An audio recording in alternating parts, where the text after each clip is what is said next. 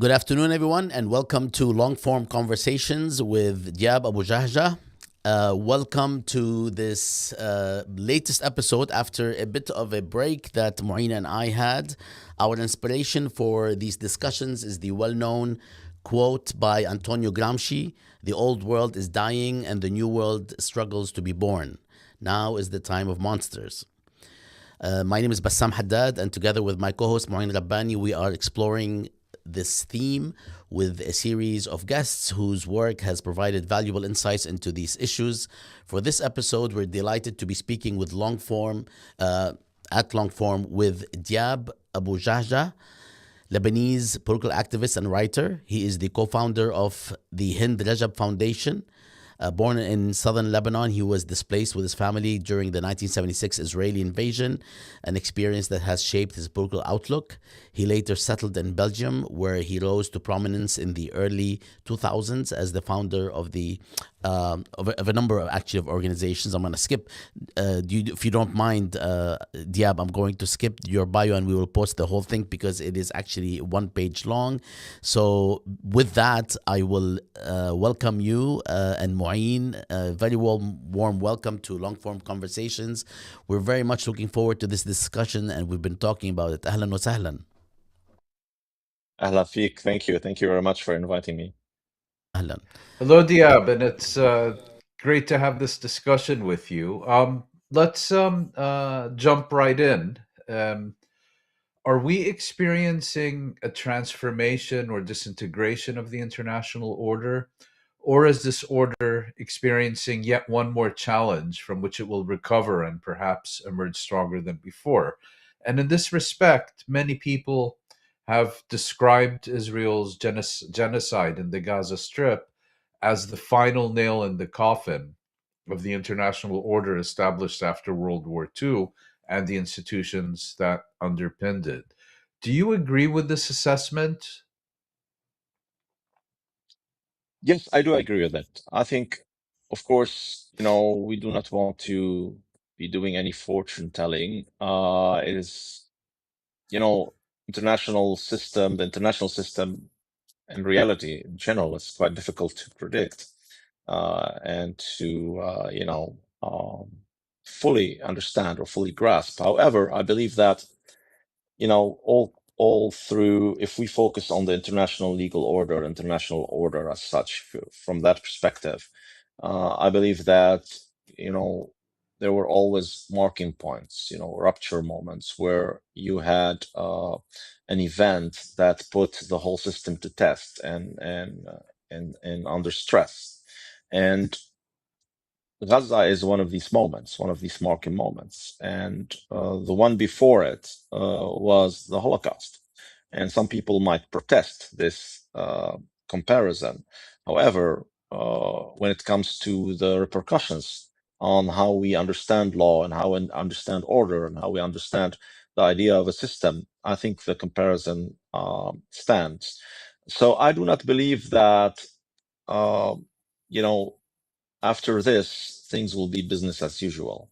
And I don't think that also, even from our daily practice as personally, as someone who's, filing legal cases every day, we are aware that we are at the same time redefining what it means to, sustain a legal system. We are trying to reinvent law, even principles like universal jurisdiction that we are using every day. We are trying to redefine them. And so it is something that I think, like I said, it's difficult to predict in what direction it will go. I'm not saying things will be better. I'm not saying that all of a sudden there will be some glorious revolution and, and we will enter some kind of utopian world of justice. I'm not saying that. It can be that things will go backwards. It is possible that actually whatever we acquired, at least on paper, after the Second World War, will be lost because of the full debacle of the international legal order in Gaza, the failure of defending people against genocide, the failure of, and I'm talking about the best among us. You know, if I consider us the West, right? You know, the Western Hemisphere. So the best failed to prevent genocide, failed to intervene and aid a people that is genocided. And I think what happened more is that people aided and abetted the genocide there. And so I don't think the current international legal order will survive this. What we're trying to do from an optimistic and point of view, and from duty and an ideal of justice and against impunity and for accountability, we're trying to redefine that order. I mean, when I say we, I'm not talking about only ourselves as the Hind Rajab Foundation. I'm talking the whole movement for justice is trying to redefine the parameters, try to reinvent a new order of justice that is superior to what was before. We might fail.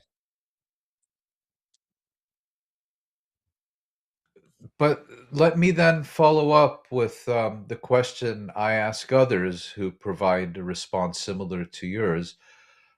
What is so different about the Gaza genocide if you compare it to all the other wars and occupations and so on since 1945 that makes it such a significant turning point? I mean, to give a specific example, why are you saying that the Gaza genocide is a turning point, whereas one could arguably make a strong case that the 2003 illegal invasion of Iraq represented a similar uh, fatal blow to the international system, but in the end, really nothing happened. Well, I do not necessarily disagree. I mean, the 2003 was a political event in that sense. Of course, politics is involved also in Gaza and Palestine. But I mean, what happened on the 2003 had to do with the structure of the international political system, how unipolarity functions, the supremacy of the United States, the death of, I mean, that system died in 1991, of course, but 2003 was clearly a moment where the United States told everyone, look, guys, we do not need anyone. We're just going and doing this without any, backup from the United Nations, without any Security Council resolution. So it was defining on that level. And of course, you can argue this is, war crimes have been committed and this is illegal. But I believe that, no matter how you look at 2003, the main aspect of that war is that it is a war, right? Mhm. In every war crimes are committed. But could we speak of a genocide in 2003? Yeah, From if a I can interrupt you, Yeah. Diab, I'm not suggesting that the issue is genocide in 2003, but rather this brazen violation of international law, pretending it doesn't exist, refusing to seek any kind of international consent for its actions, and so on. So, if we're talking about the disintegration of the international system and the norms that underpin it, you would think that you could make a case that this happened in 2003, but you're not alone in saying no, it's actually the Gaza genocide that is the real turning point. Yeah, also because how people reacted to the United States in 2003. And I talk about people, I'm not talking about the activists and the mobilization, which was also tremendous in Yeah. 2003, but I'm talking about the fact that, except for a couple of the most loyal allies of the United States, we're talking about the UK, we're talking about, I think, Poland participated, Spain. and South Korea, uh, everybody boycotted the actions of the United States. And I'm talking everybody. I'm talking, Western allies, NATO allies. It wasn't a NATO operation. So, and of course, Gaza is not a NATO operation either. But so, you had a political debate on a political war, and everybody was talking about how brazen and un how do you say that? The anti-multilateral that Bush acted at that moment.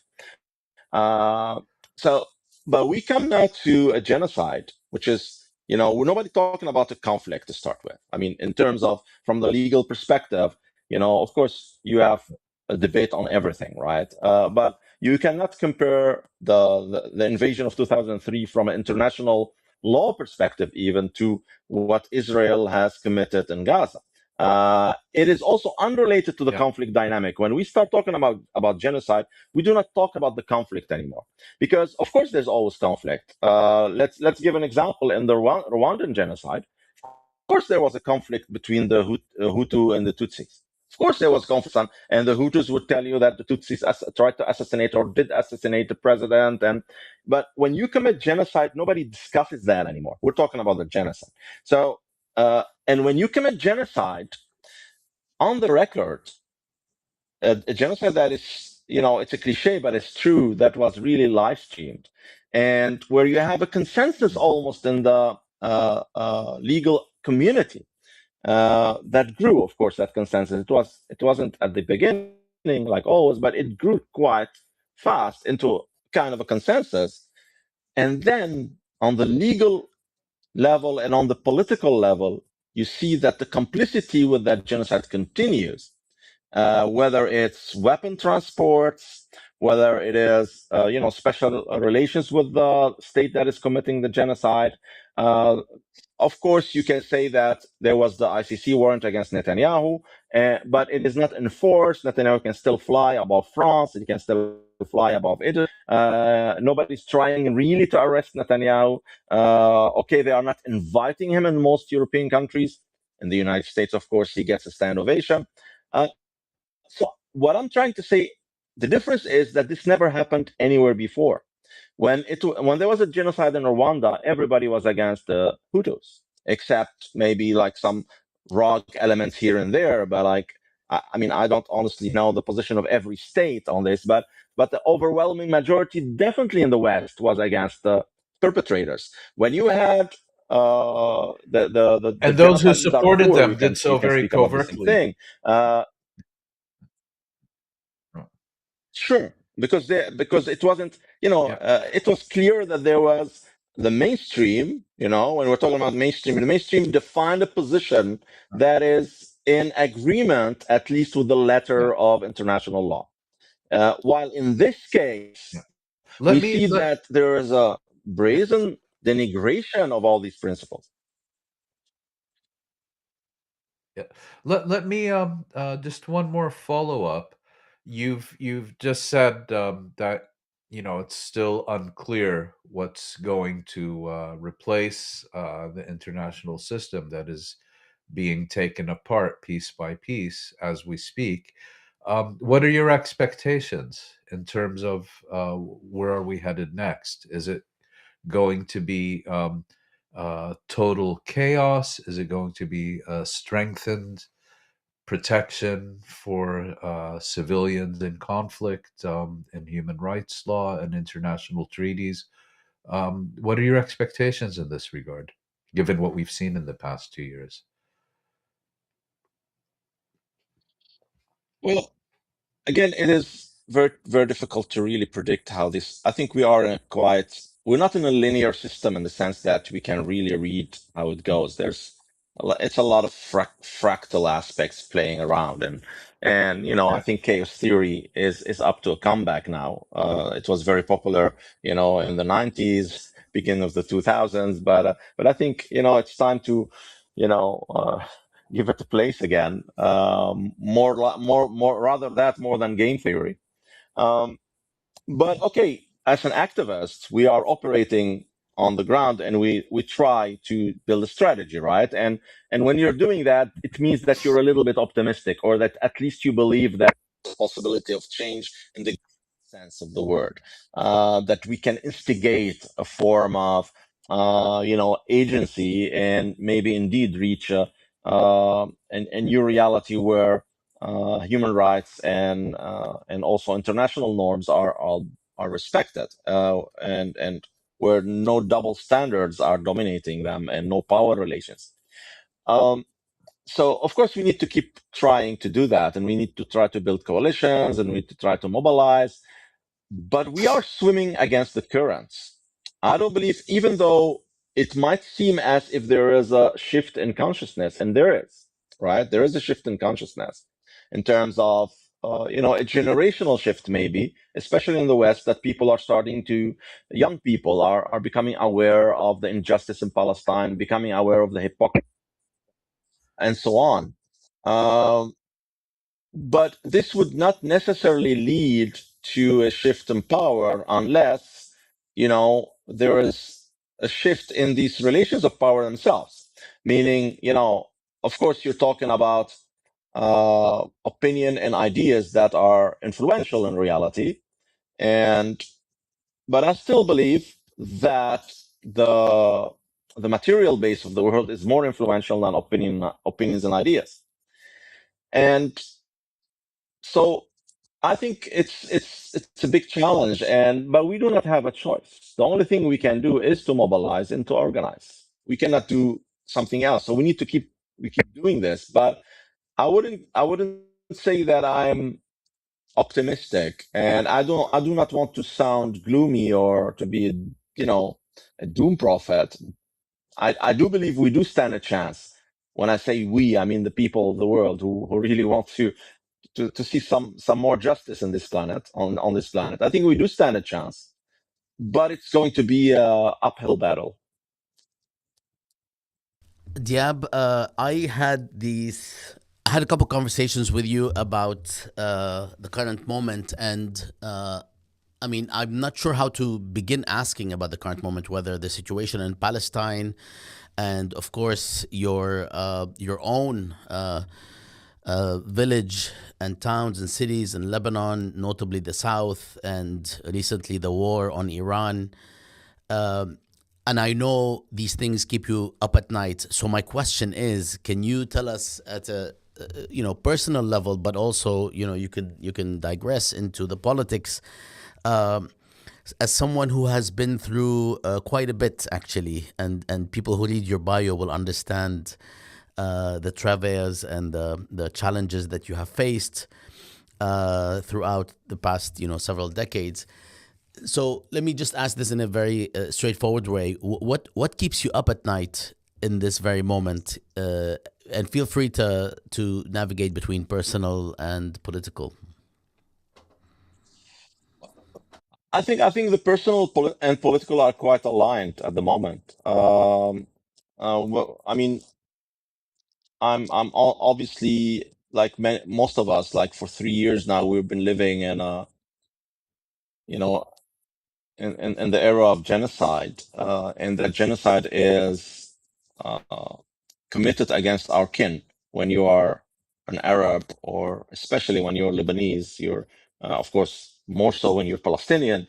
But I mean, if we are really like feeling it as if it was committed against Lebanon, against ourselves, because personally, I grew up in a reality where I do not see the difference between a Lebanese and a Palestinian. I mean, I'm from across the border. If the French colonizer had just made a little mistake, then we would have been in Palestine, or mistake, like had a different fantasy when drawing the borders.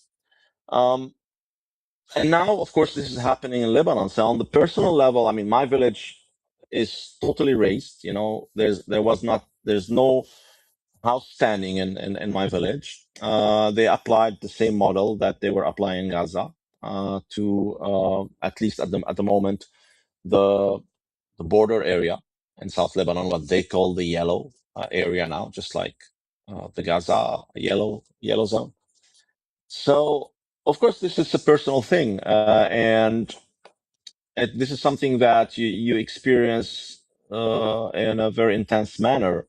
But at the same time, I'm also aware that this battle, whether in Palestine or in Lebanon or in Iran now, what's going on in the Gulf, will determine the outcome of this, will determine the future of not only our region, but at least will contribute also to the future of the world. I mean, when we were discussing just before now, you know, how things are going to evolve.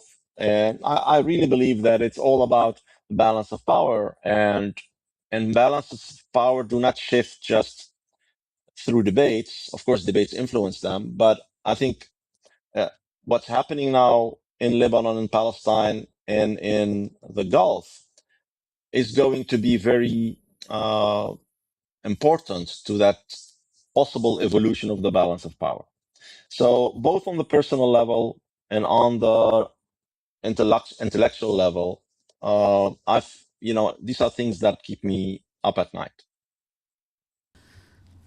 Diab, I wanted to follow up and ask you about how do you see the connection between what is happening in Palestine to what is happening now in Lebanon and Iran? And feel free to also talk about the position, action slash inaction of Arab states. How do you see all of this from your vantage point? Also, if you could tell us, in addition to that, how is it different or not from the days when you were growing up in the 80s and 90s? I'm assuming we're a similar age, so it's 70s, 80s, and 90s. I'm dating both of us. So if you can just give us a broader picture, because a lot of times people try to segment these things, which is problematic because they're all of a piece. How do you see that, and has that changed? Whatever it is that you'd like to share, has that changed compared to days gone by, in whatever direction that it might have changed? Sure, yeah, very good question, because I think this is one of the main debates that we're trying to avoid. I mean, we're not trying to avoid that, but I mean, many people are trying to avoid when we're talking about what's happening in Lebanon and what's happening in Iran. People are trying to avoid speaking about Palestine. Even people who have quite an outspoken pro-Palestinian perspective, that try to, for example, in the debate in Lebanon, when we discuss what the Lebanese resistance is doing, we're always trying to give arguments as if it is only about defending Lebanon, because it's controversial to say now that, well, Palestinian cause is still central to us. The same thing when people are debating what's happening in Iran. Oh, it's all about geopolitics, right? And well, if it was all about geopolitics, Iran just have to kick away the Palestinian ambassador and put an Israeli ambassador, shake hands, and then the Americans would love to come and invest in Iran, and will tell you that the mullahs are great guys and that they like their conservative look at society that they share with the conservatives of America. No problem. I mean, it's all about Palestine. Of course, everybody has their own agendas and everybody have their other worries, and nobody can go 100% for Palestine. But this is not how you have to look at it. You have to see it from a different perspective. Why don't they abandon Palestine? It's not about why don't they go 100% for Palestine. A lot of people, when I say, well, it's all about Palestine, oh, why didn't Hezbollah go 100% on the 8th of October? Well, that's a different debate. But why did they at all do anything on the 8th of October? Okay. The same thing for Iran. Why didn't Iran attack Israel when the genocide was, if Iran cared about Palestine? Well, that's not the debate. Of course, Iran is afraid of being annihilated if they do that, right? But I mean, why do Iran at all try to, play a role and support, for example, a resistance in Lebanon and Palestine? Okay. Why don't they go to the other side? So there's an ideological aspect here that cannot be neglected and should not be neglected if we are to have an honest conversation about what's happened. You had, and then I will go back to the 70s and the 80s, the civil war in Lebanon. You always had these two opinions in the country. Let me talk about Lebanon a little bit now. You always had these two perspectives. One which is Lebanese nationalist, and uh, am I off camera? You're good. We just left you alone I'm so you good. could Okay. so you could تاخد Okay. مجدك. He Okay. was telling Okay. me I Okay. was off camera. Right. Right. Okay. I will try to look natural and continue from there. Then you can cut. So you always had these two perspectives in Lebanon. On the one hand, you had the Lebanese nationalist perspective, telling their story is quite straightforward, and from their perspective, quite accurate. So we're Lebanese. This is our home. This is our nation, and right, we would like Palestinians to be free in their country, but that's not our problem. And when they come to our country and they try to organize the resistance from here, we have a big issues with them. They are actually occupiers. We have a problem with them. Let's fight them. They are a threat to our existence as a nation, right? So that's the Lebanese nationalist perspective. There was always another perspective, which is Arab nationalist at that time mostly, or leftist, internationalist, or somewhat Islamist, even though in the 70s the Islamist perspective was not very, very strong, thinking that, well, not really. We are Arabs, we are Muslims, we are internationalists, and from that perspective, the Palestinian cause is our cause as well. It's not just the cause of the Palestinians. And this was one of the elements that fed the civil war in Lebanon. Not the only one, of course. You can have a lot of other sociological aspects, economical aspects that played a role. Some of them really inherent to the internal Lebanese balance of power.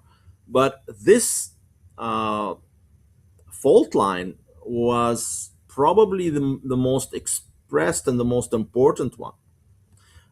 So I don't believe that this fault line disappeared. I think what happened is that when Lebanon was liberated in 2000, there was a segment of the Lebanese population that kept looking to Palestine, that kept looking to the fact that Palestine was occupied, that the Palestinians were oppressed, that the Palestinians were being ethnically cleansed continuously, and felt out of an ideological perspective that they need to do something about it, that they cannot just say, okay, Lebanon is liberated, so let's, drop the weapons and just live as if our neighbor is Switzerland, right? So, no, there's a settler colonial project on the ground next to you, and it's not only problematic because it's a threat to Lebanon, it is problematic because it is already stealing Palestine, it's already ethnically cleansing Palestine, it's already applying a racist apartheid regime on the Palestinians. So that's already a problem. That's the neighbor we have. So I think this discussion now is very difficult in Lebanon. It's very difficult because Lebanese nationalism has emerged from being initially sectarian positioning on the right in Lebanon into a dominant hegemonical narrative. I think Lebanese nationalism is now very strong also among traditionally what was the support of that Arab nationalist or leftist or Islamic movements in the 70s and the 80s. So even the Lebanese resistance needs to invent stories to, justify why it cares about Palestine. The same goes in Iran. If you speak to Iranians, one of the main, fault lines in Iran is this: why on earth should we at all bother with what happens in the Middle East in Arab countries? This is one of the main narratives that are, used, among Iranian opposition movements against the regime. So the answer is of course ideological, but Iran cannot also totally have an ideological answer to that, even though it is more assertive in it than, for example, Hezbollah in Lebanon nowadays. So I believe this is again something that it's a taboo we need to break. I personally, I'm not prepared to play this game. When I'm speaking about why there is a war in Lebanon, why it started, of course, there's the eternal danger of expansionist settler colonial state that has, in its program to expand towards Lebanon and to create Great Israel. Of course, that's a threat. But even if this wasn't the case, it's because there's Palestine and the Palestinian cause and what that settler colonial state is doing in Palestine. So I think this taboo needs to be, broken again in our debates about why what happens in the Middle East today, why is it happening? If there wasn't the Palestinian cause, I believe none of this will be happening, at least not in this way. I believe that maybe there will be some power struggle in the area, but it will be more limited. It will not be what we are seeing today. I think the Palestinian cause is central to this event, and this is why also the outcome of this will probably be very important to the Palestinian cause. Diab, I want to follow up by looking into your own past as someone who is from the south of Lebanon, who grew up in Lebanon, and who has seen for the past several decades Israeli incursions. First incursions, I'm using Western mainstream media language, Israeli invasions and destruction and devastation, actually. So let me ask you to clarify to people who are not aware the extent to which Israel has actually bombed or invaded Lebanon starting in 48. A lot of people assume that this is a new thing, that this is happening now, and they associate the presence, invasion, bombardment of the south with Hezbollah, as if before the emergence of Hezbollah in the mid 80s, this was not an issue. In fact, if you do a Google search, which I did before we started, if you Google southern Lebanon, it's all about Hezbollah-Israel war, right? And if you look at some of the material, there's very little about prior to even there's very little prior to 76 and 78. So can you tell us a little bit about, first of all, some of the history, and then how you experienced it, and a little bit more about where your town is and so on in southern Lebanon. And I will actually put up the map here. So it's all you. Yeah, if we look at the history first before going to the personal lived experience, well, South Lebanon was always part of what happened or what was happening in Palestine. You could have no possible separation between the dynamics of what was going on in Palestine, meaning the unfolding Zionist colonization of Palestine already in the 30s, the 20s, and on to the 40s and later. You could not separate that from the dynamics of southern Lebanon, not culturally, not demographically, and not economically, and of course not ideologically, and not on level of identity dynamics. Um, of course, we could argue, and I could argue that southern Lebanon is more connected to Palestine than it's connected to the rest of the country. This is something that you could anthropologically go analyze, of course, and see the in terms of the you know the dress code, and in terms of the kind of dabke that we dance, and kind of folklore that we sing, and it's very very similar to the Galilee area in Palestine. But of course, this is like normal because of the proximity. But the most important thing to know is that to start with, Israel occupied seven Lebanese villages already in 48 and annexed them. Okay, to start with, So this is what we say in Arabic, al-Qura Saba, the seven villages. They are, and why do they consider them part of Lebanon? Because initially they were part of the, let's say, the influence sphere of the feudal system in Lebanon. The Al-Assad family, owned basically these territories like they owned the rest of the country, because feudalism was an important factor at that period in Lebanon, in South Lebanon, definitely.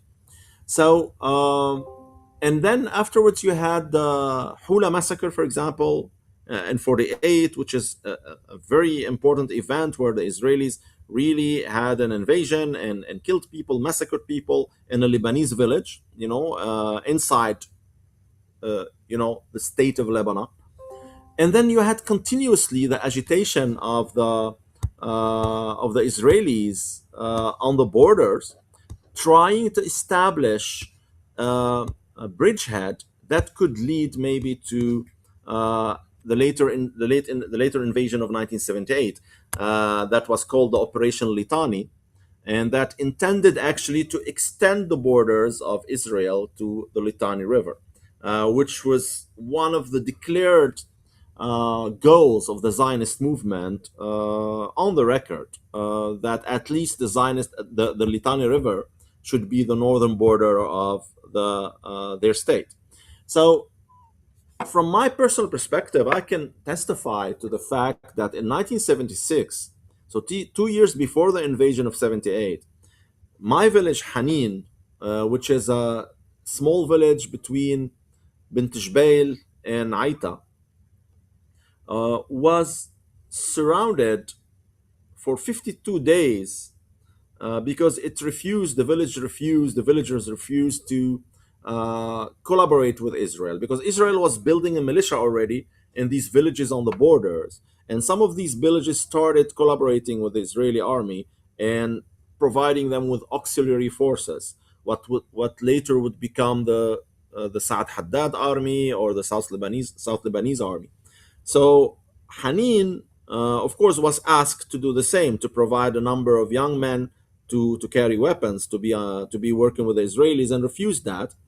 And as consequence to that, it was blockaded for 52 days and then invaded by the Israelis and their proxies. And then a massacre was committed in our village. 16 people were murdered in Hanin. In the massacre, not shelling, not, like it was the classic massacre. They gather people, shoot them in the head. Women were raped and burned in front of their father.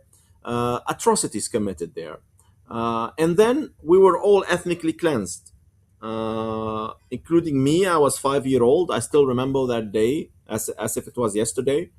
We were asked to go on foot to Bint Jbeil, and indeed we did leave the village to Bint Jbeil. I will spare you the details.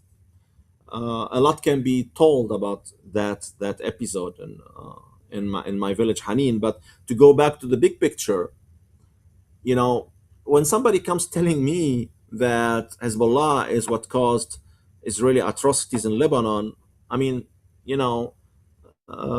in 76, when they came and massacred people in my village, and when they destroyed it and razed it completely, there was no Hezbollah. The fact that today my village is razed again, fully, because the village was liberated in 2000, everybody rebuilt, we rebuilt our home there too, and now it's fully razed again, is not because Hezbollah is resisting. It's the same old project that they had and they tried to execute in 76 and 78, that is revisiting this land. And that is a project of annexation, and that is a project of collaboration imposed. And, it's a project of Zionism, as Palestinians have lived it since the arrival of the first Zionist settlers to Palestine. This is the same project that is operating in Lebanon today. It's the same project that is operating in Syria, the same project that would operate in Jordan if it had the opportunity, and maybe is waiting for that opportunity, etc. So we cannot be fooled by those people who want to start history at a certain moment, and not really look at it and zoom out and have the complete view. We know, and we do not need them to agree with us. We do not need people who just want to start things on the 7th of October, or want to start things on the 8th of October in Lebanon.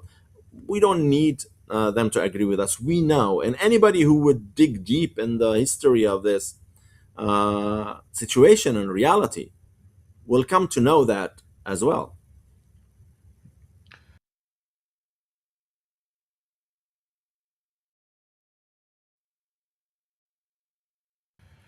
Thank you, Diab.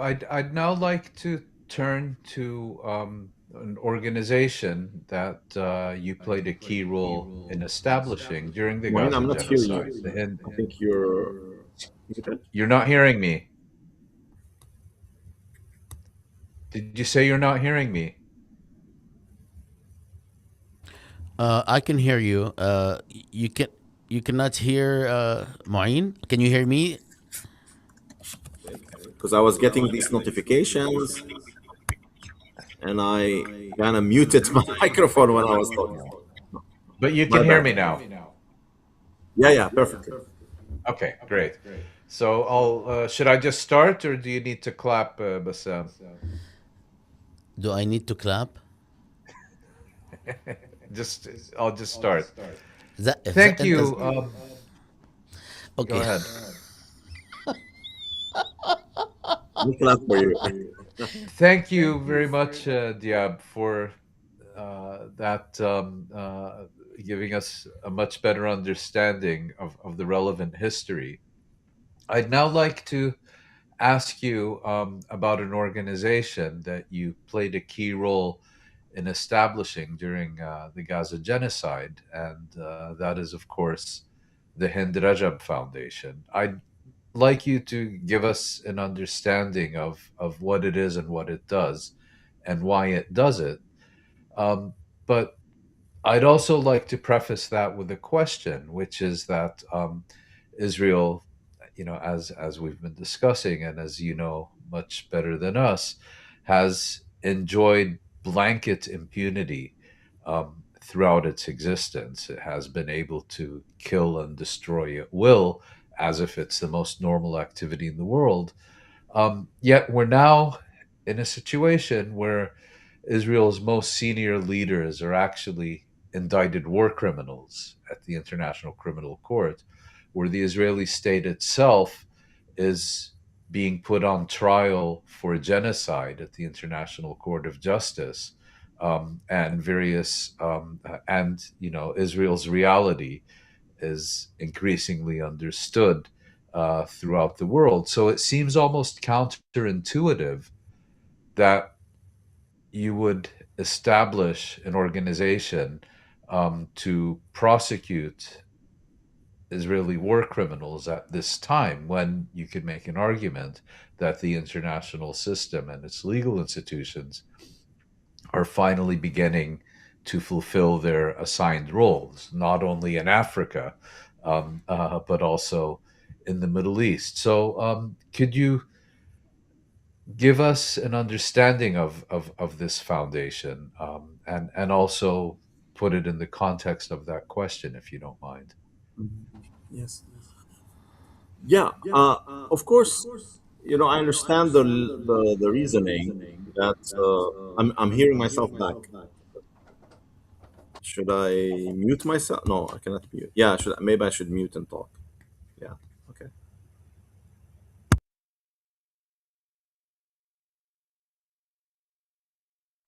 You Of course, muted. I cannot mute and talk. No, you're fine. When you heard yourself, that was my error. So you're fine now. Okay. Yeah, I do not hear myself anymore. Perfect. All right. Yes, of course, I do understand that, you know, paradox that one could put forward in terms of international justice moving and issuing arrest warrants against Netanyahu, ICJ being summoned by South Africa and looking at genocide committed by Israel. But of course, to start with, when we launched the March 30 movement, that was actually the prior name that we operated under. It was November 2023, so it was prior to this reality. So we were like many people, feeling the urge to do something and not knowing what exactly. And we started experimenting with many things. One of them was legal filings, and the idea that guided us at that moment, at that early moment, was that, well, how come the European countries are not doing anything against dual nationals who are European citizens? And they should do something about them. They should investigate them. They're posting their crimes online. I mean, why don't they do something about it? And that was a very simple idea. And then we said, okay, you know what? Let's file cases against them in the Netherlands, since, you know, the March 30 movement was active in the Netherlands and in Belgium, which are the historical, let's say, terrain for a whole bunch of activists with whom I'm embedded. And, there's a lot of history behind that, but not to enter into this now. So we started filing cases in the Netherlands. We had 7 cases filed in the Netherlands, very rudimentary cases, meaning that we just gathered, social media posts, and we wrote complaints by a lawyer, of course, but quite minimal complaint, and we filed asking prosecutors to do something. And 2 things happened. One, what happened is that nothing happened on the level of prosecutors. They did not move. Secondly, was an Israeli pushback. And that Israeli pushback was immediately very interesting for us to analyze, because we felt like, why are they pushing back? I mean, the Dutch are not doing anything. They're like basically rejecting our cases, but why are they so pissed? Why are they writing about us in Haaretz and in Yediot and in Hebrew media? How come? So we knew that we were hitting a nerve. And I kind of started understanding why, because actually we are filing against individual soldiers and not against political leaders, not against high generals. These political leaders, most of them enjoy immunity under international law. It's a stupid legal heritage that gives them immunity, but it is there, unless the ICC looks at you, right? But we cannot file against them in national legislation if you're a head of state. I mean, talking about prime minister, talking about the Herzog, the president, but also in some cases, of course, there's a debate, the foreign minister and some other high ranked ministers. So there's that whole debate on immunity, right? And even those who do not enjoy immunity, when they are traveling abroad, they are granted what is called special mission immunity by countries. For example, when high generals go to the UK, Israeli generals, the UK grants them what they call special mission immunity, meaning that during that mission, they have immunity. So there are ways to protect those, right? So this is one thing. Secondly, all these politicians and wannabe politicians, because in Israel, every big general is a wannabe politician, they are happy when you file cases against them, because they become national heroes. So they can say, look, they see me as the hero of Israel. They hate me, so politicians do not mind. Even activists do not mind when you file a case against them. I mean, if tomorrow there's a case against me, I don't mind. That's good. That's an opportunity for me to debate, to discuss, to put my point forward. So they don't really care that much. They are privileged in many ways, right? But then come this infantry soldier and this tanker and this combat engineer sergeant, and who think that they can commit genocide, and then they can just travel abroad and just dance in Tomorrowland and have the time of their life, and then go back to commit genocide. And this changes the picture, because when you go after them, they do not have immunity. They're not protected, at least not the same way as the others, as these high-level officers or politicians. And then they start having problems. And then they start running away from countries, and they start being extracted by the Israelis from countries. And this has an effect on the holiest institution of the Israeli state, which is the army. Because the Israeli state, it's a cliche, but I always repeat it because I think it captures a lot of what the Israeli state is. Many people say it's an army that has a state, and not a state that has an army. It is a very militarized society, which is typical with a settler colonial project. So you're touching on the army to start with. You are exposing the crimes, and you are filing cases by name of perpetrators who participated in the crimes, and not just the chain of command. Of course, we do include also every time the chain of command. So we're always basically filing as Netanyahu and all the leaders of the army. We always do that. But they don't care about that. What they care about is who ran away from Brazil. They extracted them actually from Brazil when we filed against him, and there was an arrest warrant against him. He was actually smuggled to Argentina, and then from Argentina smuggled to Miami, and then back to Tel Aviv, because we filed against him in Argentina as well. but even in countries where they do not fear a lot of legal repercussions, when we file, they tend to extract their soldiers. For example, in Sri Lanka, where the law does not really give us a lot of leverage when we are filing there, unless it's related to torture, where we have a legal base in Sri Lanka. But there was a case where also they smuggled the soldier out of Sri Lanka. So I think this is, for us, when we realize that this is touching a nerve, and this is putting a face on the genocide, a human face, which might sound contradictory, but I think it is important to put a human face on the genocide, to tell people, look, these are people like us doing these crimes. These are people who can come and sit next to us on a cafe and have a coffee in Belgium. They can have the same nationality as us. It's important to make people realize that evil is at its worst when it's trivialized, when it's becoming something mundane and normal, and that these people think they can come and dance and they're fun.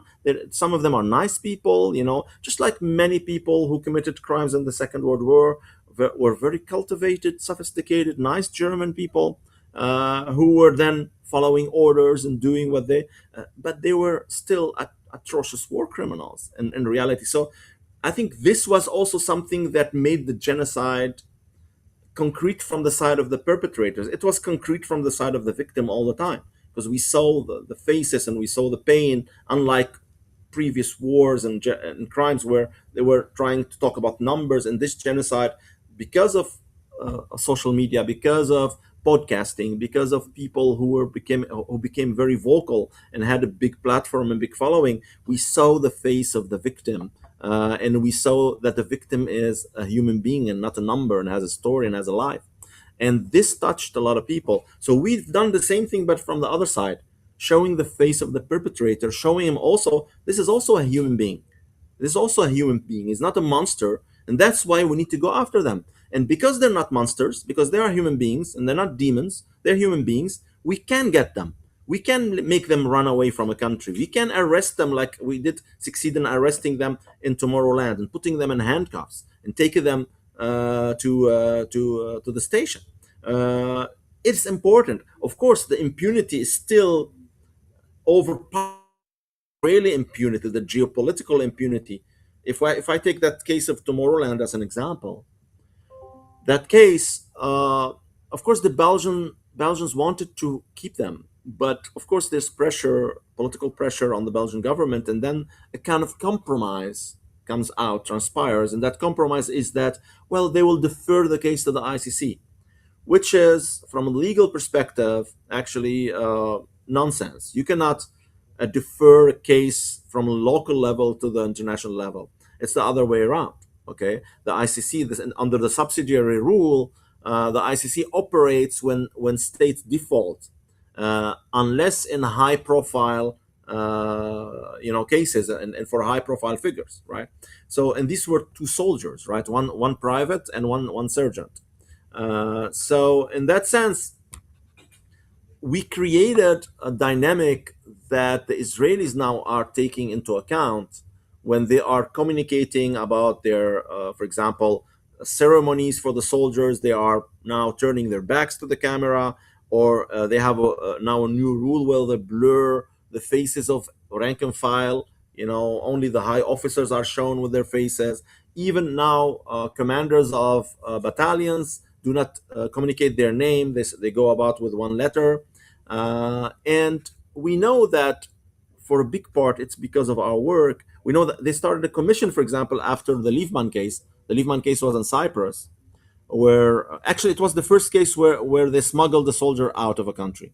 So after the Liebman case, and that was before the Brazilian case, but somehow this did not get international media attention. It got Israeli media attention only. And then they started a commission.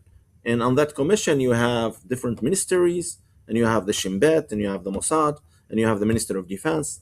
And their goal is to protect the soldiers when they travel abroad, and to try to create a more secure environment for them. I wonder what that entails.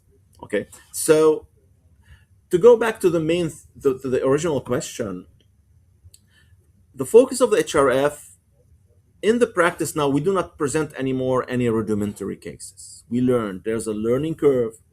And now we understand that we need to do the work of law enforcement for them because they're not going to do their job. Not because they do not want. Some of them do want to do it. We are in contact with a lot of law enforcement war crime units in many countries.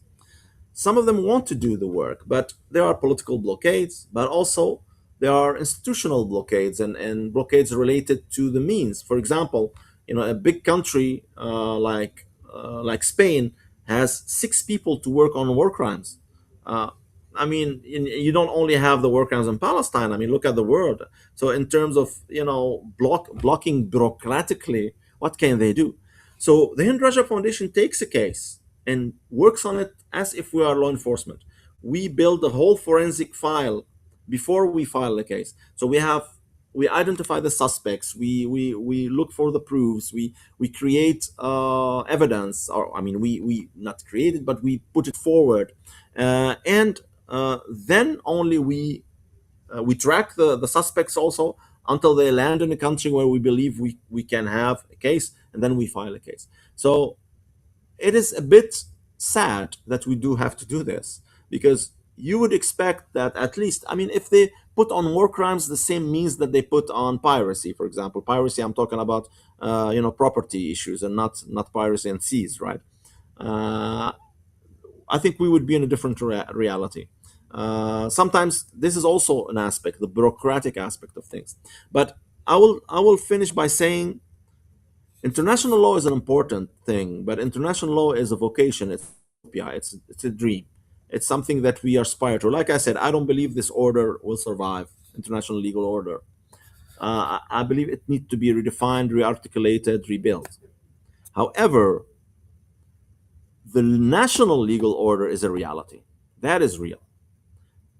States, even who laugh with international order, do take their own law seriously internally because it has means of enforcement. Nobody can enforce international law. Who's going to enforce it? The UN? What about the veto? There's always a friend of a perpetrator there to veto a resolution, unless then you had that moment of unipolarity where the United States could get away with prosecuting its enemies, Milosevic and so on, at The Hague. That could work. But today, would that be enforced without taking a position on it? But look at the situation in Ukraine. Who can enforce anything against Russia? Nobody can enforce anything against Russia. Russia will veto everything. And the same for China, the same for the United States. So, yeah, nobody can enforce international law. That's the problem. You cannot have law and no enforcement. Law enforcement is the essence of law. If you abolish law enforcement, nobody will stop on red lights tomorrow. Some people will, out of civic virtue, but many people will not stop on red lights. So, on the national level, that's why the HRF focuses on national cases. We file almost exclusively on the national level. Every now and then we file a case for the ICC because we want to archive evidence, basically. For us, the ICC is an archive. When we want to put evidence safe for the future, we archive it there at the ICC. But when we try to get results, we go for national courts, national law. So this is not testimony to international law. This is the opposite. This is a testimony to national law. We believe that national law can apply international law locally through universal jurisdiction. But international law, I think this is where we need new mechanisms of law enforcement, basically. Diab, do you mind if we go briefly through the website? If you can just share with us a little bit about the architecture and some of the links that might be helpful or useful for viewers. We have the website here, of course, and it's very straightforward. The Hind Rajab Foundation, demanding accountability, seeking justice, and you have a legal action set of articles, and then if you guide me through it, I can move things around as you Yeah. speak. Yeah. If you read the last article, for example, the one of Cyprus, right? It was filed. The case was filed 2 days ago, and we communicated about it today. It's about an Israeli soldier from the Gifati Brigade who participated in burning an arson in school complex, Khalifa school complex in Gaza, destroying several schools. But you need to know that these schools were the shelters for displaced people, and these people were also then pushed away from these schools. Some of them were tortured, some of them were killed. So this guy was participating in that. We have evidence on him participating in the destruction and the arson of the school, which is a war crime, even if it was empty, even if there was no refugees sheltered there. It's a war crime. But imagine that now. So this guy is now on vacation in Cyprus. He's today now there. We know exactly where he is. We filed a case, a legal complaint to the Cyprus authorities, and we hope that they will do something. It's their obligation under international law to do something. However, what will happen for sure is that now we communicate about it. We do not always communicate. When we communicate when we feel that we are not getting any response from the prosecutors.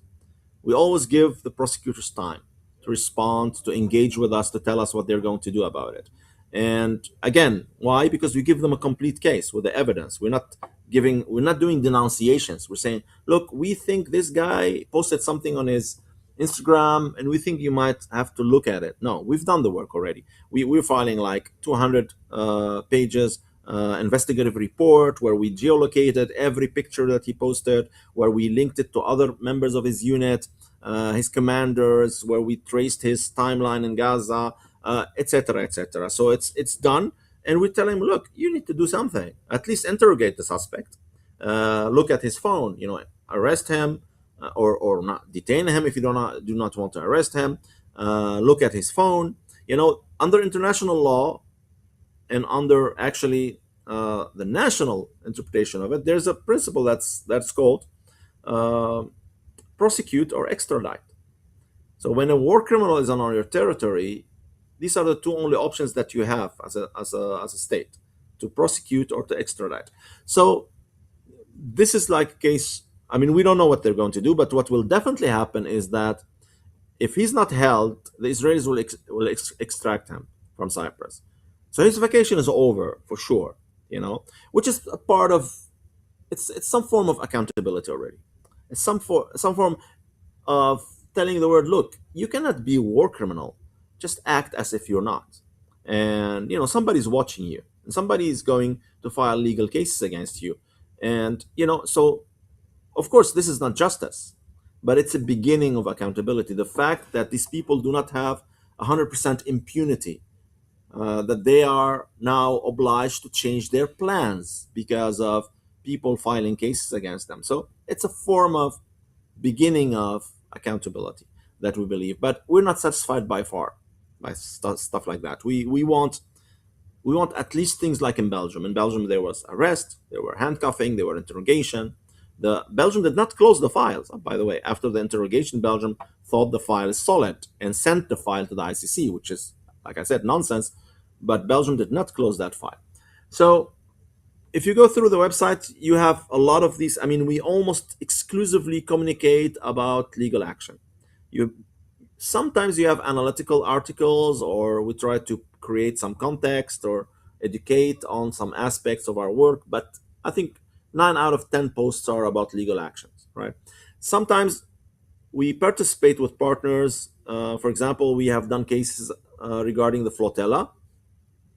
In Poland, we have filed a case together with a Palestinian organization, solidarity organization, Cactus in Poland, and victims from the flotilla, plaintiffs. And we have contributed to, of course, they are the injured parties because they were on the flotilla themselves. But what the HRF contributed was the analysis on the chain of command. Who's responsible for the attack on the flotilla? What units did that? And, so this is the aspect where we really can contribute also to partners. Sometimes we do cases also with other partners that are working on, for example, weapons and arms sales. And again, also on that level, the HRF can always provide, you know, where are these weapons used? How were they used in Gaza? What crimes were committed with them? Sometimes these are parts of weapons, segments of weapons that are exported from a certain country, and we can, make it real. We can create an analysis that shows uh, how real that segment is in the genocide.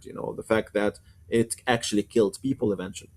Uh, so for the rest of the website, we have sometimes some news, but mostly it's about our legal action, and people can support us. They can support us in two ways. Either they can donate to us, obviously, because we are an organization that is independent, meaning that we are not subsidized by any state, any entity, any other organization, any funds. We are only existing because of the donations of individuals. And these are a lot of people who donate for us. They make small donations, but every donation counts. We use the donation to obviously pay the lawyers, and also to cover operational costs, the researchers, the forensic experts, etc.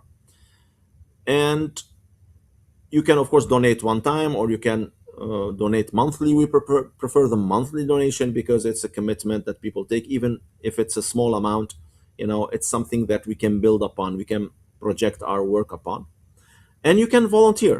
You can, if you feel that you have the skills that we need, if you're good, of course, if you're a lawyer, or if you are good with IT, if you're a developer, if you're good with facial recognition, something that we use a lot, if you're good with tracking, for open source intelligence tracking, if you can read. I mean, this is a bit technical, but I mean, people listening, maybe they will recognize themselves and volunteer. If you can read pings from apps, for example, things like that. If you're good with big data, you can do projection models. If you do geolocation, then we're looking for you. We're always looking for these profiles. I mean, the HRF drives on two pillars: the research machine and the legal machine. And the research actually feeds the legal. It's the researchers who track the soldiers, who uncover the crimes, who do the geolocation, all the OSINT research, etc., etc. Thank you.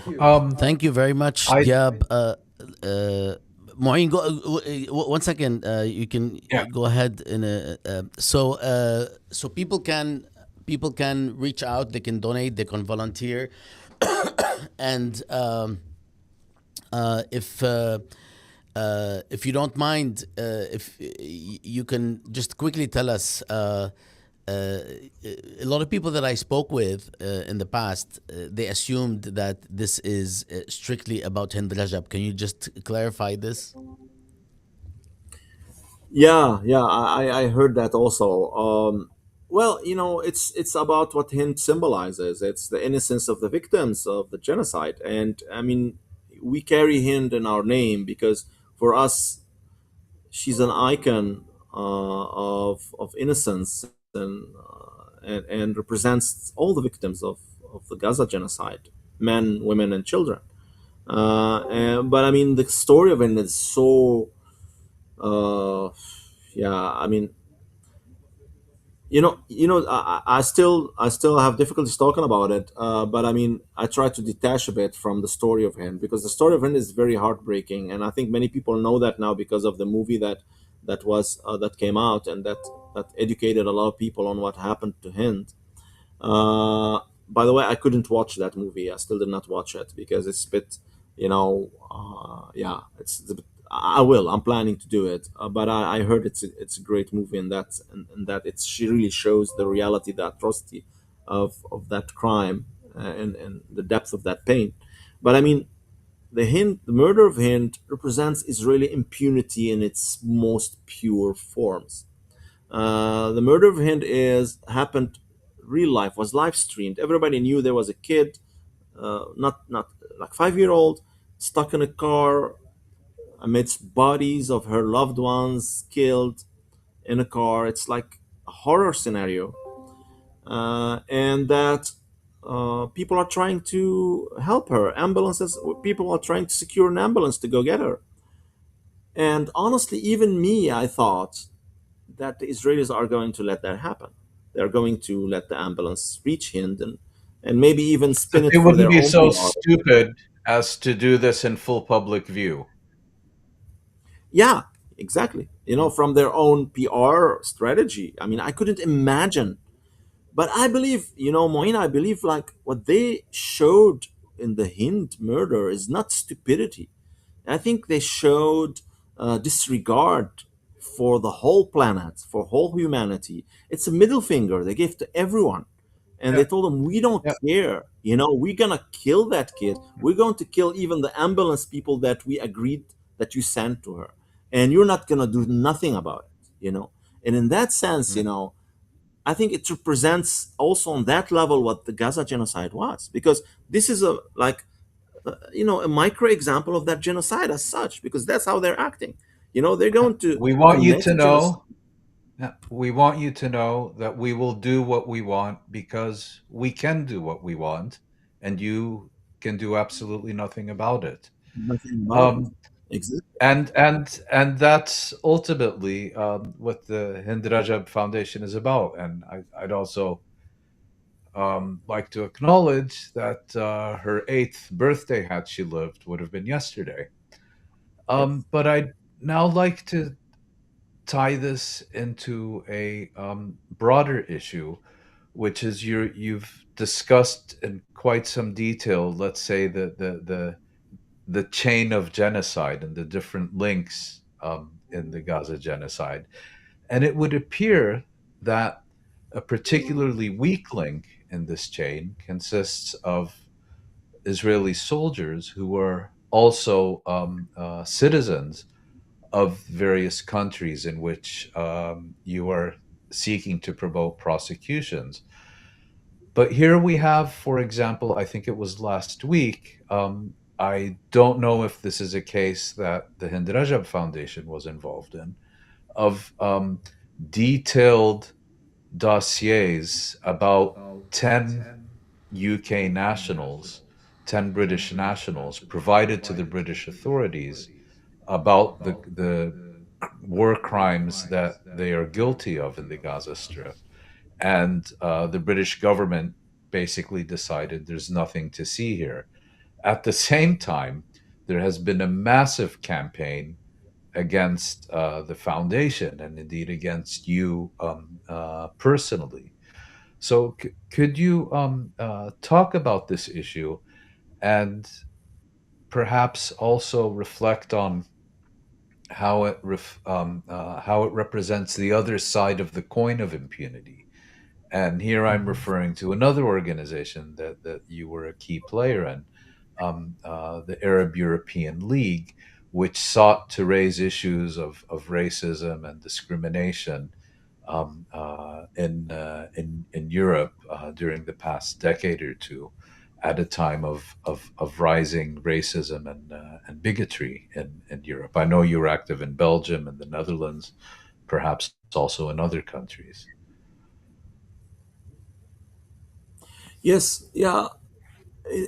I mean, like, the pushback factor from the Israelis is to be expected. This is like, and for us, honestly, it is a badge of honor in the sense that we know at least that we are we are trying. I mean, we are successful in getting their attention in a negative way, meaning that they don't like what we do, meaning for us that we should do it more and keep doing it. So this is how we look at this.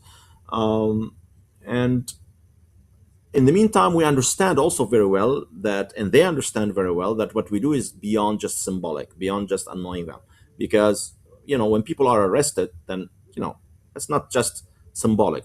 That's not just communication. When people have to flee countries and go, we believe that on the national level, there are possibilities, of course, especially when we start doing the dual nationals. And we haven't yet started, and that's an answer to the question regarding UK, that wasn't the case of HRF.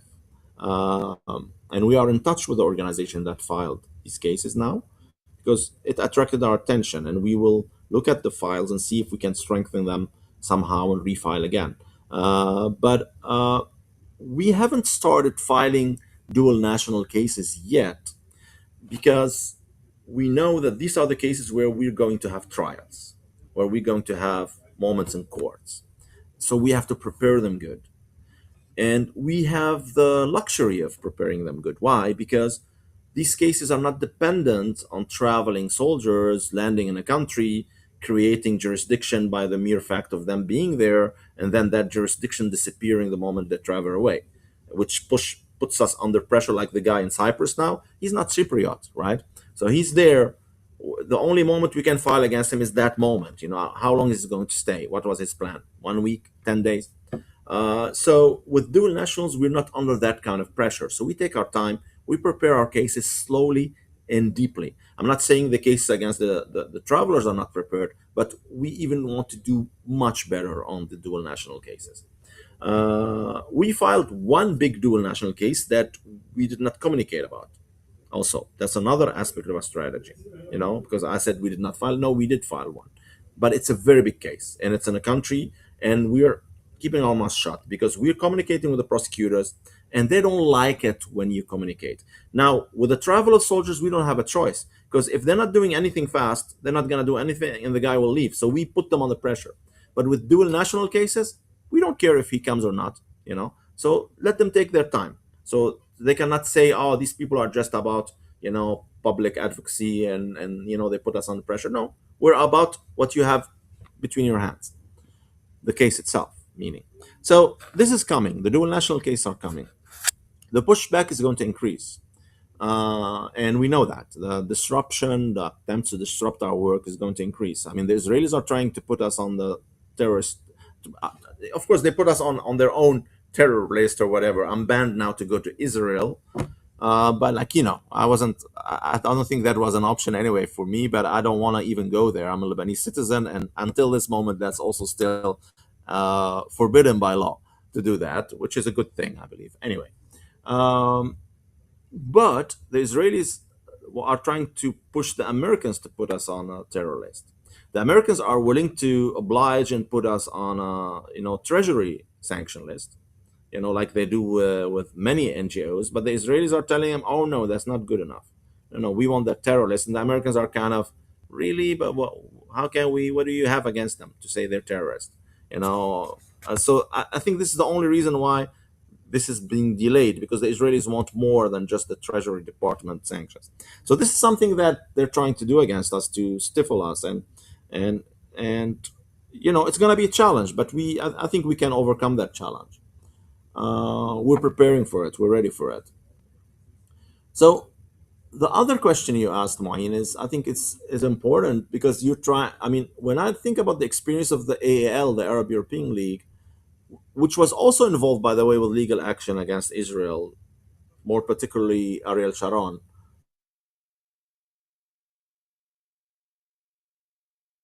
But when I look at that experience and the pushback that we got, that wasn't from Israel only. The Israelis were pushing, but it was also from the national states here in the West, especially Belgium, where we were settled, but the Netherlands also, as you most certainly know, because you have also roots there. So basically, this racist disregard of our civil rights as European citizens, and that feeling that we need to keep our mouth shut, and that from the moment we are demanding rights instead of just being grateful and thankful for existing here, we are some kind of extremist lunatics and fanatics that need to be policed and repressed. This is a mirror image of how people look at Palestinians and now Lebanese and Iranians, and how they look at their, they are willing to allow them some kind of passive victimhood role, but from the moment they stand up and demand their rights and resist and have agency, then they become problematic and they are terrorists and extremists, and they have to be excluded and boycotted. So this is at the core of Israeli impunity. It is that supremacy that is reflected in both Zionism and also, white supremacy in the West as well. Now, of course, this story is nuanced nowadays. We are no more in 2003. We are no more two years after 9/11. We are in a different context where more and more we can find allies within the civil society, but also sometimes within the political spectrum, who are aware of the existence of this double standard, of this racist supremacist approach to people who are with roots in the global south, and also that is a continuation or emanation or prolongation. I don't know what the exact term in English, of the oppression of people in the global south itself. Um, so to me, the AL was an experience that I cherish, because I think without the AL, there will be no Hind Rajab Foundation today. I think at the origin of the Hind Rajab Foundation is the activism that we have established in Belgium and in the Netherlands in the early 2000s. And the lessons that we've learned also is the lessons that we learned during the Sharon case, which is a mitigated, a double lesson. Because even at that time, the Israelis were also panicking. They forbid their generals from traveling. There was a reality, you could see they fear national law. They do not fear international law. They don't like when they are targeted by it, of course, but they feel protected by the United States, because international law is always mitigated by geopolitics. But they fear If I national can law. just briefly interrupt you, Diab, just for our viewers who may not be familiar, the Sharon case was an attempt to indict or try Ariel Sharon for crimes committed during the Sabra Shatila massacres in Correct. 1982. And I believe that ultimately it failed because the Belgian government gave Sharon immunity and then even changed the law to ensure that something similar would not happen in future. Is that right? Uh, Partly. It is correct. It was indeed an attempt to indict him in front of the Belgian legal system based on the Belgian genocide law, that at that time had global universal jurisdiction, meaning that there's no need of a nexus, of a connection between the event in Belgium, that you could really bring about a case when it comes to crimes against humanity. You can prosecute them in Belgium regardless of done them, right? So there's no nexus needed. And based on that, we saw that law was applied on the Rwanda genocide. And then we thought, okay, well, Sabra Shatila case is really a textbook case for this law. So as Belgian citizens, let's file a case. And we did file a case. Then we got also victims from Lebanon and so on. Long story. Of course, the mechanism of impunity kicked in because the procedure started. I mean, the court was convening. It was a pre-trial, but you had already judges and lawyers and victims, and Sharon was put to trial. Like that was a very shocking thing. And well, I'm not going. I mean, it's an anecdote I tell always, but I mean, it's quite sensitive. I met two very wise people during that period, and I asked them their opinions about it. I met a lot of people and asked them their opinions. I was a young guy, I was 30, you know, believing that we're gonna get them, and then he's gonna go to jail or never leave Israel again, and I met two people, uh, and I discussed the case with them. I will mention one of them because I will not mention the second because that's quite sensitive. But one of them is Muhammad Hassanin Haikal, the famous Egyptian journalist. Uh, and I was talking with him about this in Cairo, and he was telling me, "Look, they're going to change the law. It's a great thing you're doing because it unmasks the Sharon as the criminal he is. Everybody will see. People will know about Sabra and Shatila. So, but they're never going to arrest him. They will change the law. And I told him, well, I was like pretentious, still am a bit, but I mean, at that time I was even worse. And I was like, look, Mr. Heikel, maybe you do not really understand how the legal system works in Europe, right? So I was being, colonial with him, like you here in the Arab world, you don't know that, right? And, we There's rule of Europeans, law. yeah, there's rule of law. And I said to him, even no, that was the other guy, even wiser guy than him. But I mean, he said they're going to do it. Believe me, they're going to do it. They're going to change the law. And the other guy, wiser guy, even, I said to him, because I tried to be wiser with him. I said, look, because I had a lot of respect for him, and I said to him, with all due respect, but even if they change the law, they cannot do it with the reactionary, I mean, retroactive effect. مفعول رجعي. They cannot. It will only be valid for what comes after. And he said to me, literally, he said, they will change the law, and that was in Beirut. He said, they will change the law, and they will do it with مفعول رجعي, with the retroactive effect. And that's what happened. They changed the law with retroactive effect, which is a blasphemy in the every legal sense, and gave the guy a hook, right? And then sold Give it as rule of law. Yeah. So yeah, it is. But at the same time, like, of course, I talked to a lot of Belgians, and they tell you, well, you know what happened? Some guy filed a case against General Frank, who was the head of the American army in Iraq at the time, and then the Americans threatened us, and the Americans pick the phone and say, you know what, bastards, if you don't change that law, we're going to take NATO out of Brussels. You're gonna suffer. So the Belgians claim it wasn't Israel pressure that done it, but the Americans. But I believe it was a combination of both. It was both. It was. I think the General Frank thing really added some punch to it.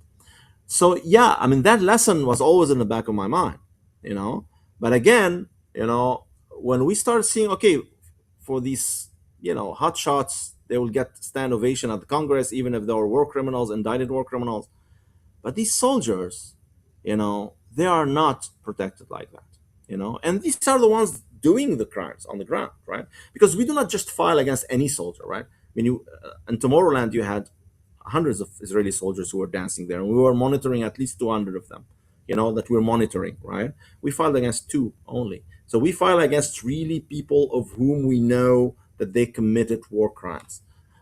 So I remember when I was talking to one of the lawyers initially, and I told him, "Look, let's do this." It's a big lawyer in the UK, and he said, "Well, all my sympathies, but I will not do it because this can only work if it works en masse and globally. Otherwise, it's counterproductive. You're just gonna target the little guys, and people will think you're doxing them, and that's not good. And honestly, nobody can do it globally and en masse. Well, thanks to the people who endorsed the HRF very early on, they gave us the means to do it globally and en masse.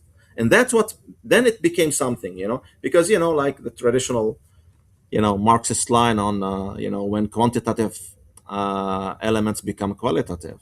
I believe in that too. I mean, if you just go after one guy here and one guy there, well, maybe that lawyer was right. Then it's counterproductive. It's not maybe very good. But because we're doing it massively, it becomes about the IDF. It becomes about the Israeli army. It's no more about this soldier who's in Cyprus now or the one who was in Brazil. It's about what this collective has done, and we're actually, and this is a bit, I think, the strength of what we're doing at the moment. It's because it's becoming something about the essence of what that army is, which is a genocidal army. Yeah, you created a problem for us, and that is we're only halfway through the themes and topics. So, and we're hitting, You we see, hit not 90 me. The Hind minutes. Rajab Foundation created a problem for us because Uh, once you start me get talking about it, I cannot stop talking about it. بالعكس So yeah, بالعكس بالعكس تماما. I'm very happy انه we talked about it. هلا we will have to have you back and address a number of issues, including you have something to say about AI. and things of the sort. But you know what I would like to do, unless Mouin has you know a particular final question, I would like to um, give you the floor to have any closing remarks, because we promised you an hour to an hour and 15 minutes, and now we're beyond 90 minutes. So you have the floor for closing remarks, and if you'd like to address anything that you feel you know will wrap up this discussion, please go ahead. But it does mean that we have to speak again. Mu'een, do you have Well, anything to share? No, no. I think we didn't manage to get through half of what we still need to discuss with you. So whether you like it or not, we're taking a rain check for a follow-up discussion. oh, that will be my pleasure, because I was actually looking forward for our conversation to talk about other things, right? But at the end of the day, you know, I mean, the urgency of the genocide in Gaza, what's happening in Lebanon, all that is just like I told you before this podcast. It's what keeps me awake at night. You know, what I would like to do, you know, what I would love to do is do something else. I'm thinking no one of us would love to be doing things regarding genocide and occupation, because you know this is terrible. The fact that we have to go out of our ways and our lives to struggle, whether the way you do it or the way we do it or everybody, against this kind of injustice, is really a very sad thing. You know, I mean, if you ask me, but also Moin, just also the AAL, I always thought I never really wanted to do that. I never really wanted to go on the barricades and pick a fight with the whole establishment and you know like go to jail and all that. Uh, I'm a nerd. You know what I would love to do? People think I'm like some kind of street fighter, but actually I'm a nerd. I like to read books and write. You know, if you tell me what's your perfect vacation is, you know, maybe in my room with books and I have time and I only can do that. And so this is why I wanted to talk about Gramsci and the monsters of the time, the Twilight and the AI dystopia. You know what? But at the same time, what can mean as a revolution in technology, you know, like revolutionizing our whole society. But like, at the same time, why it's different? You know, it's like you could say it's a new technology, but I mean, that's a different kind of technology. That's not your traditional technology. Like it's not even internet. And internet was really so monumental. I mean, without internet, we could do nothing of what we're doing now, chasing war criminals. So you cannot say internet was good or bad. Internet is just reality we live in, right?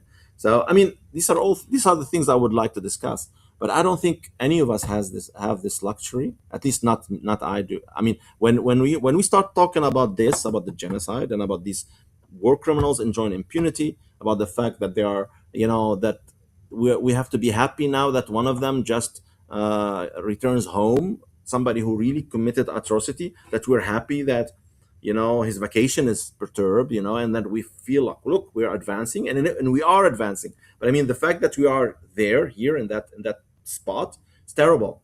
So I don't feel I mean, I understand why this is not maybe something very realistic to do.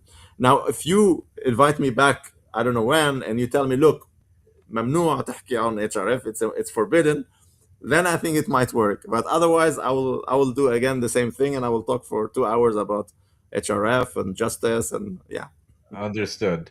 Understood. لا, Thank you very we're much, definitely gonna have to Diab. have It's you really back. been a And great discussion. yes, shukran, Diab. It was a pleasure meeting you recently, and we would love to continue the conversation. And fortunately, or mainly unfortunately, the monsters are not gonna stop. So we have لنا موعد. We have another rendezvous.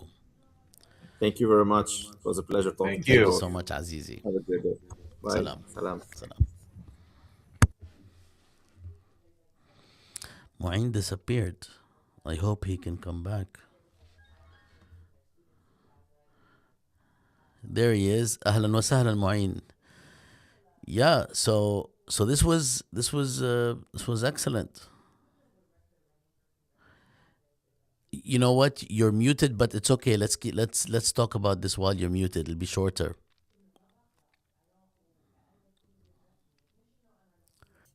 Okay. So yeah, that was really great.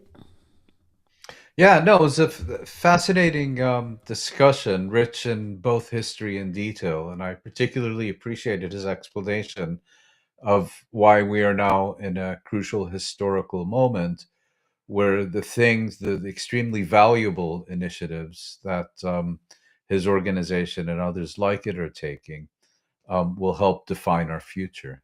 And all the different sort of strands that he was able to weave together are actually rich and important given Yes. how this is connected in time and space. It's connected today across these different areas and crises and genocides and wars, and then also connected to the history, which reveals the continuity rather than any kind of like start at a particular time or disruption. So, but you know, one thing we're gonna have to struggle with is شو بنسمي هالحلقة? What do we call this episode? How about long form conversations? That's the podcast. Yeah. Eh, بس عادة there's a title. Oh, let me see. Bassam and Mouin speak with Diab. بسام المهم. لا شيء هيك. I mean, what do we call? I mean, it's Mm. uh, It's a good she question. she she about justice and accountability, or I mean, ما بعرف. Mm. Yeah, from impunity to accountability? حلو. Question يا mark. عين يا Yeah. عين. No Mm. wonder انت co-host.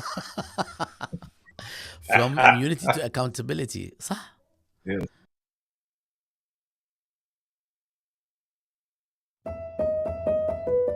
Okay, Mouin, we will talk again. Yes, we certainly will. هلا هلا. Great seeing Ahlan you. Bassam. Bye. Salam.